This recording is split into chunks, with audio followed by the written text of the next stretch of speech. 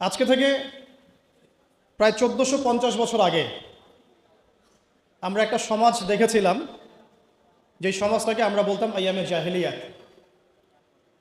আইয়ামে জাহিলিয়াত অর্থ হচ্ছে অন্ধকারাচ্ছন্ন দিন।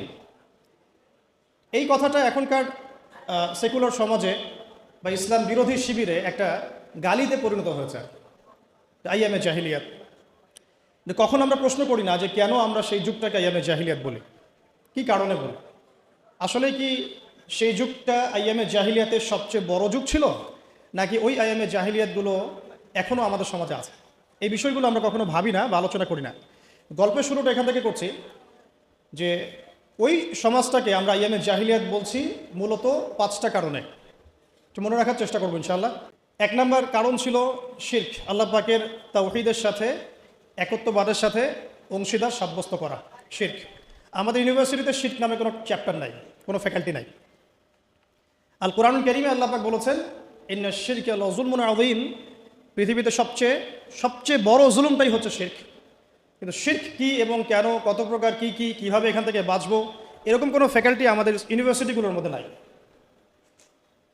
ব্যাপারটা কি অদ্ভুত না? নবী সাল্লাল্লাহু আলাইহি ওয়াসাল্লাম বলেছেন, শেষ জামানায় সবচেয়ে বড় ফিতনা হবে মাসিহুদ দাজ্জাল। মাসিহুদ দাজ্জাল আনফর্চুনেটলি সবচেয়ে বড় ফিতনা সম্পর্কে আমাদের কোনো ফ্যাকাল্টি নাই। অথচ নবী সাল্লাল্লাহু আলাইহি ওয়াসাল্লাম বলেছেন যে পৃথিবীতে আদম আলাইহিস সালাম থেকে শুরু করে শেষ নবী মুহাম্মদ সাল্লাল্লাহু আলাইহি ওয়াসাল্লামের উম্মত পর্যন্ত দাজ্জালের চেয়ে ভয়ঙ্কর কোনো ফিতনা আসে নাই, আসবেও না। কিন্তু আমাদের কোনো ফ্যাকাল্টি নাই দাজ্জাল কে, কেন, কিভাবে, কোথা থেকে আসে, উৎপত্তি কি, তার ফাংশন কি, তার রোলটা কি হবে, কিভাবে সে ফিতনা ছড়াবে, তার ফিতনাগুলো কেমন হতে পারে, ইত্যাদি ইত্যাদি। তো যেটা বলছিলাম যে বড় বড় বিষয়গুলো নিয়ে আমাদের কোনো ফ্যাকাল্টি নাই। এটা অদ্ভুত না? এই ওয়ার্ল্ডে ইসলামিক ইকোনমিক্স যারা জানেন না বা বুঝেন না, তারা কোনো না কোনোভাবে হারাম খাবেনই খাবেন, কোনো না কোনোভাবে হারামে লিপ্ত হতেই হবে। কিন্তু ইসলামিক ইকোনমিক্স এবং মডার্ন ইকোনমিক্স, যেটা ওয়ার্ল্ড ব্যাংক এবং IMF-এর আন্ডারে চলে, এটার কম্প্যারিজন নিয়ে আমাদের সাবজেক্ট খুব একটা নাই। আজকে আপনারা সব স্টুডেন্ট, তাই আমি কিছু একাডেমিক কথা বলবো ইনশাআল্লাহ। তো শুরুটা গল্প থেকে যদিও করেছি, আমার টপিকটা কিন্তু একাডেমিক। আমরা কিভাবে কনস্ট্রাকটিভ সিলেবাস মেনটেন করে পড়াশোনা করব, বা কীভাবে আমরা জ্ঞানতাত্ত্বিক একটা বিপ্লব সংঘটিত করতে পারি, এটাই মূল উদ্দেশ্য আর কি।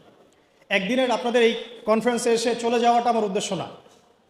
উদ্দেশ্য হচ্ছে আপনাদের মধ্যে কিছু মানুষ তৈরি করা, যারা আগামী দিনে এই জায়গাগুলোতে দাঁড়াবেন, কথা বলবেন, জাতিকে নেতৃত্ব দিবেন ইনশাআল্লাহ। আপনাদের উদ্দেশ্যটা কি? একটা প্রোগ্রাম অ্যারেঞ্জ করাই কি উদ্দেশ্য? আপনাদের লক্ষ্যটা কি? নিঃসন্দেহে এটা একটা সূচনা, এটা নিশ্চয়ই শেষ নয়, এটা একটা সূচনা ইনশাআল্লাহ। আল্লাহ পাকের কাছে শুকরিয়া যে আল্লাহ পাক সূচনাটা আমাদের হাতে করার তৌফিক দিয়েছেন, আলহামদুলিল্লাহ। এটা আল্লাহ পাক রহম করে আমাদেরকে তৌফিক দিয়েছেন। এখানে আমাদের কোনো ক্রেডিট নাই। লা হাওলা ওয়ালা কুওয়াতা ইল্লা বিল্লাহ, লা মালজা ওয়ালা মানজা মিনাল্লাহি ইল্লা ইলাইহি। তো আইয়ামে জাহিলিয়াত কেন বলি ওই যুগটাকে? কারণ সে যুগে শিরক ছিল 1 নম্বর মৌলিক সমস্যা, যেটা এখনকার বিশ্বে সবচেয়ে বড় গ্লোবাল মৌলিক সমস্যা। এখনকার শিরকটা শুধু ধর্মতাত্ত্বিক না, এখনকার শিরকটা হচ্ছে পলিটিক্সের শিরক আছে, ইকোনমিক্সের শিরক আছে, কালচারের শিরক আছে, আপনার বিধর্মীদের মধ্যে তো আছেই। এছাড়াও আমাদের যে পড়াশোনার যে সিস্টেম, এডুকেশন যে প্যাটার্ন, এখানেও শিরক আছে। আস্তে আস্তে আমি ধরাই দিচ্ছি ইনশাআল্লাহ। তো তখনকার শিরকটা ছিল একটা সাময়িক প্রেক্ষাপট, একটা ক্ষুদ্র পরিসর। এখনকার শিরকটা হচ্ছে গ্লোবাল। এটা যদি আপনি ফাইন্ড আউট করতে না পারেন, ইন্না শিরকা লাযুলমুন আযীম এর মধ্যে পড়ে যাব। আর সূরা মাঈদার মধ্যে অন্য একটা আয়াতে আল্লাহ পাক বলেছেন যে ব্যক্তি মানে শিরকে লিপ্ত হচ্ছে, ইন্নাহু মান ইউশরিক বিল্লাহ ফাকাদ হারামাল্লাহু আলাইহিল জান্নাহ, আল্লাহ পাক তার জন্য জান্নাতকে হারাম করে দিয়েছে। নাউযুবিল্লাহ। যে ব্যক্তি শিরকে লিপ্ত হচ্ছে, আল্লাহ পাক তার জন্য জান্নাতকে হারাম করে দিচ্ছেন। ওয়া মাওয়াহুন নার, তার জন্য আবাসস্থল হবে জাহান্নাম। ওয়া মা লিয-যালিমিনা মিন আনসার, জালেমদের জন্য কোনো সাহায্যকারী নাই। এখানে শিরকারী ব্যক্তিকে আল্লাহ পাক জালেম বললেন, কারণ ইন্না শিরকা লাযুলমুন আযীম, এই জন্য।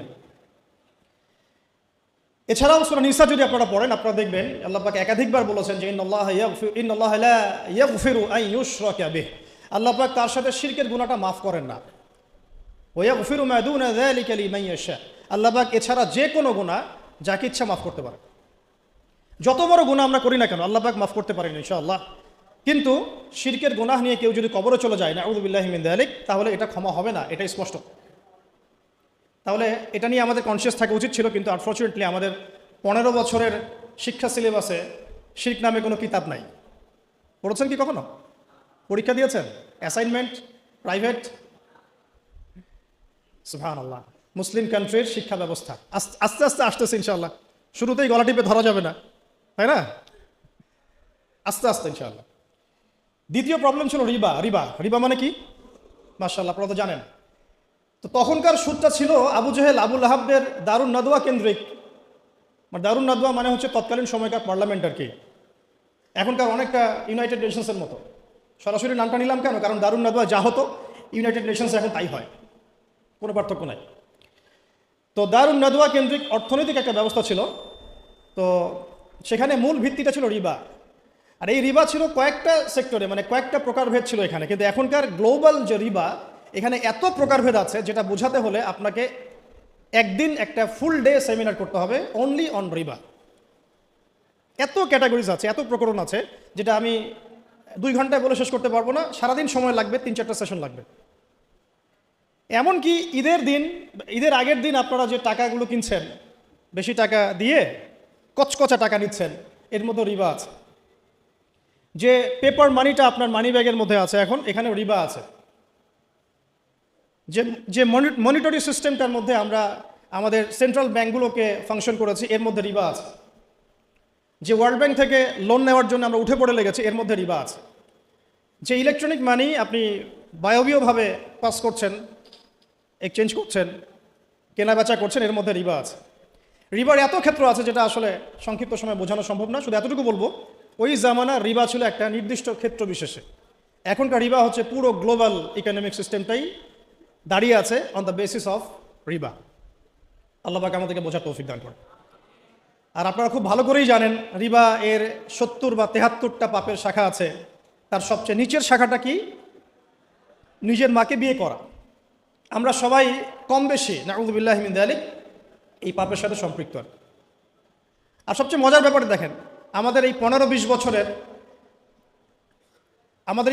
বছরের যে এই এডুকেশন সিস্টেম, মানে প্যাটার্নটা আমাদের এখানে Islamic the comparison between Islamic economics and world economics এমন কোনো সাবজেক্ট আপনার নাই আছে?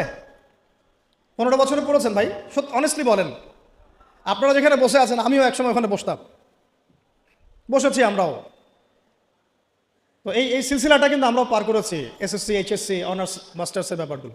এই পুরো 15 থেকে 16 বছরে বা আরও বেশি 18 বছরে the comparison between Islamic economics and the world economics এরকম কোনো সাবজেক্ট আমরা পড়ি নাই। শিরকের উপর কোনো সাবজেক্ট আমরা পড়ি নাই। দাজ্জাল তো আলোচনাই নাই, এটা তো মিম্বর থেকে উঠে যাচ্ছে আস্তে আস্তে। ইনস্টিটিউশন এটা কীভাবে আলোচনা হবে? 2-4 জন যারা কথা বলে এদেরকে মানুষ পাগল মনে করে আর কি, একটু পাগল মনে করে। আর কোনো সাবজেক্ট পায় না, এগুলো সাবজেক্ট নিয়ে কথা বলতেছে। অথচ ওয়ার্ল্ডের সবচাইতে ভাইটাল সাবজেক্ট হচ্ছে দাজ্জাল। জেরুজালেম থেকে যে খেলাফা সারা ওয়ার্ল্ডে কায়েম হবে সামনে, এটার প্রথম আদু মানে শত্রু হচ্ছে দাজ্জাল নিজেই। তার সাথেই ব্যাটলটা হবে। তাকে হত্যা না করা পর্যন্ত জেরুজালেম থেকে সারা ওয়ার্ল্ড ওয়াইড ইসলামিক খেলাফা বা ইসলামিক শাসন ব্যবস্থা বাস্তবায়িত হবে না।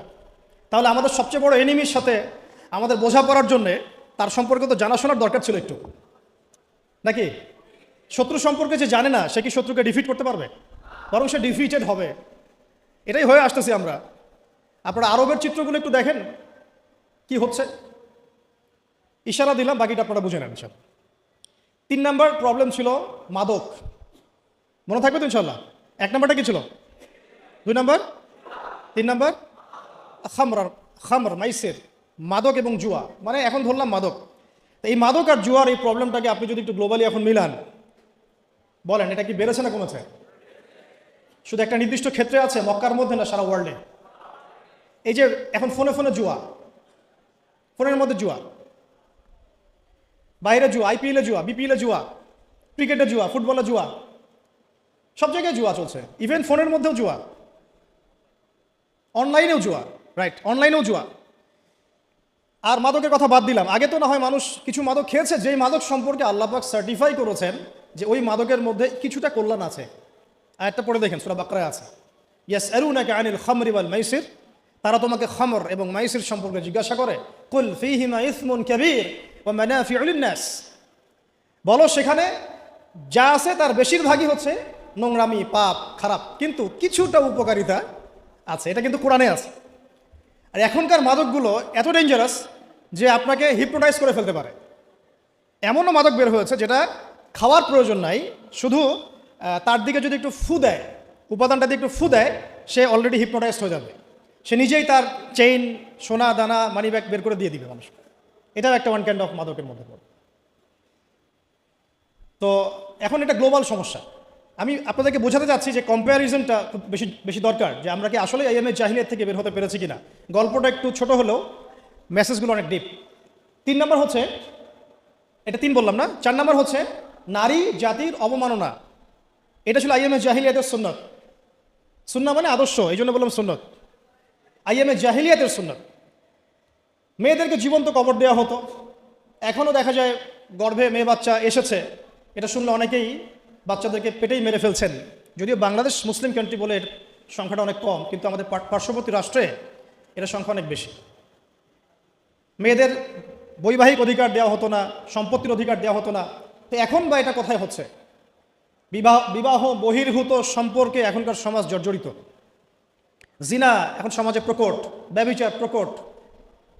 এখনকার সমাজে মেয়েদের সম্পত্তির অধিকার পর্যন্ত আমরা নিশ্চিত করতে পারি নাই। এমনকি শিক্ষার অধিকারটুকু কিন্তু অনেক ক্ষেত্রে নিশ্চিত হয় নাই। আর তারা যদি শিক্ষা অর্জন করতে ঘরের বাইরে আসে, তাদের নিরাপত্তা কিন্তু নিশ্চিত হয় নাই। হয়েছে কি? ধর্ষণ কি বেড়েছে না কমেছে? আপনারা সবাই সাক্ষী এগুলো। আদম শুমারির মতো যদি কোনো সতীত্ব শুমারি করতে পারে বাংলাদেশে কেউ, সে দেখবে যে বাংলাদেশে অনার্স পড়ুয়া বহু ছেলে মেয়ে অনার্স শেষ করার আগেই তাদের সতীত্ব নষ্ট করে ফেলছে। এছাড়া টিজিং তো আছেই, অ্যাবিউজিং তো এগুলো তো আছেই। তো নারীর অবমাননার বিষয়গুলো যদি বলতে শুরু করি, এটা আলাদা সেশন লাগবে। এটা আপনারা সবাই বুঝতে পারছেন যে আমরা ওই দুষ্ট চক্র থেকে বের হতে পারি নাই। 4 নম্বর এটা হলো। 5 নম্বর হচ্ছে গোত্রীয় হানাহানি। আর কি গোত্রীয় হানাহানি, কনফ্লিক্ট, বিভিন্ন ব্যাটল হতো গোত্রে গোত্রে। এটা আইএমএ জাহিলিয়াতের মধ্যে ছিল। এখন এই গোত্রীয় হানাহানিটা কিন্তু পলিটিক্যাল দ্বন্দ্ব, গ্লোবাল অ্যাসপেক্টসে এই যে যুদ্ধ বিগ্রহগুলো, এইগুলোতে রূপ নিয়েছে। কোনো অংশে কমে নাই, কিন্তু বেড়েছে। নবী সাল্লাল্লাহু আলাইহি ওয়াসাল্লামের পুরো যুগে এই 23 বছর যদি আমরা হিসেব করি, দেখব যত ব্যাটল হয়েছে সব মিলে মোটামুটিভাবে 2 থেকে 3 হাজার মানুষ হয়তো মারা গেছে। আল্লাহু আ'লাম বিস-সাওয়াব, আল্লাহ ভালো জানেন। এখনকার হিস্ট্রিগুলো যদি পড়েন, ভিয়েতনাম যুদ্ধে কতজন মানুষ মারা গেছে। যখন চাইনিজদের মধ্যে কনফ্লিক্টটা হয়েছিল মাও সেতুংয়ের সময়, তখন কতজন মানুষ মারা গেছে। রাশিয়ানদের সোভিয়েতের সময়, ওই বিপ্লবের সময় কতজন মানুষ মারা গেছে। আচ্ছা, ফার্স্ট ওয়ার্ল্ড ওয়ারে আসেন, কতজন মানুষ মারা গেছে। সেকেন্ড ওয়ার্ল্ড ওয়ারে আসেন, কতজন মানুষ মারা গেছে। কতজন না, কত কোটি। কতজন না, সংখ্যাটা কিন্তু কত কোটি। এটা ছিল ইংল্যান্ডের ওয়ার্ল্ড অর্ডার।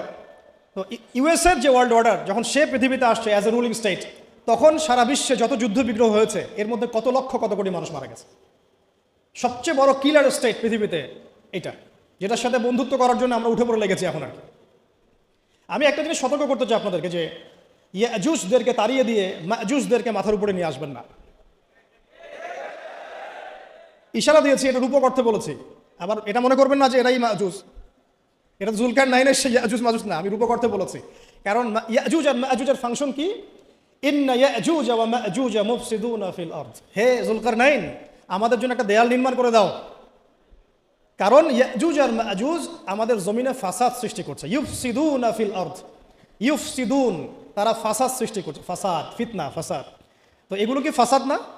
তার মানে সারা ওয়ার্ল্ডে যারা ফিতনা এবং ফাসাদ ছড়িয়ে বেড়ায়, তারা কোনো না কোনোভাবে ইয়াজুজ আর মাজুজের ফিতরত বা খাসলত লালন করে। ফিতরত, খাসলত সরাসরি না হলেও ওই আদর্শ লালন করে। তো সতর্ক করতে চাই যে ইয়াজুজের পরিবর্তে কোনো মাজুজকে আমরা যেন মাথার উপরে না নিয়ে আসি।